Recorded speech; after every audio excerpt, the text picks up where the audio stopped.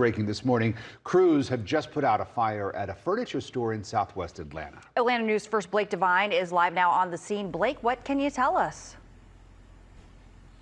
Joy and Rick, this blaze has been knocked down. Atlanta firefighters, though, still on scene, monitoring and keeping an eye on those hot spots. The building that we're actually looking at as we watch these firefighters leaving the scene, this is a furniture bank of Metro Atlanta. We're in the Adair Park neighborhood located southwest of downtown Atlanta.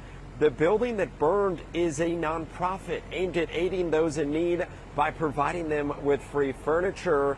And this is where all that furniture was stacked and stored from floor to ceiling. Atlanta Fire, they first got the call around 4 this morning.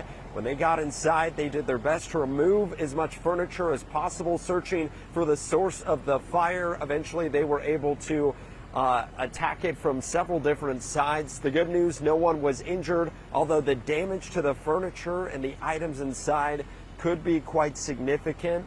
Firefighters say that investigators just showed up as they're trying to determine the exact cause of exactly how this happened. We've actually spoken to a few people that are just showing up to work, shocked to see all of this commotion outside of this furniture store. Reporting live in Southwest Atlanta, Blake Devine, Atlanta News First.